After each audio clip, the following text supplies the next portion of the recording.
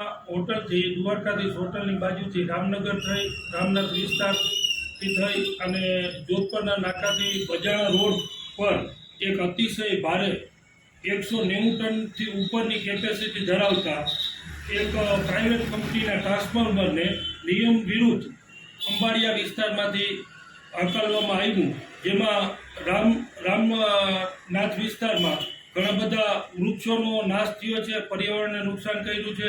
આના વ્હીકલ બજાણા રોડ ઉપર નીકળ્યું એટલે 300 થી 400 નાગરિકોના જે સર્વિસ કેબલો હતા પીજીવીસીએલના એ પણ નાશ પામ્યા છે, નુકસાન પહોંચ્યું છે. થાંભલાઓને નુકસાન પહોંચ્યું, પીજીવીસીએલની જે લાઈનો હતી એને નુકસાન પહોંચ્યું. અને સ્ટેટ હાઈવેને અમે તપાસ કરતા એ લોકોએ કીધું બજાણા રોડની લાલપુર રોડને જે જોડે છે એની કેપેસિટી 20 ટનની છે અને જે રામનાથ વિસ્તારમાં જે પુલ આવેલો છે એ જૂનો પુલ છે, એની કેપેસિટી 60 ટનની અંદર છે. તેમ છતાં પણ આ તંત્રએ કંઈક મિલીભગત કરી અને મોટું વ્હીકલને અહીંથી પ્રસાર કર્યું છે. અને પીજીવીસીએલ કચેરી પાસેથી અમે અહેવાલ માંગ્યો તો એ લોકોએ રામનગરના ડેપ્યુટી એન્જિનિયરે લખીને આપ્યું કે પીજીવીસીએલ કચેરી પાસેથી આ મંજૂરી લેવામાં આવી નથી.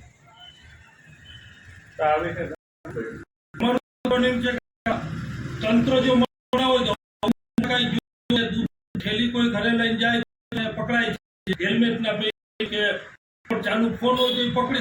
અવડું અતિશય 100 ટનનું ભારી વ્હીકલમાં આ જાય, અવડું જે મટીરિયલ નેશનલ હાઈવે 151 અને NH હાઈવે 23 પરથી એને પ્રસાર થવાનું હતું. તેમ છતાં જો આ રસ્તા પરથી જતું હોય તો આમાં ક્યાંક ને ક્યાંક તંત્ર એના મળેલું હોય, નહીંતર આવું બને નહીં.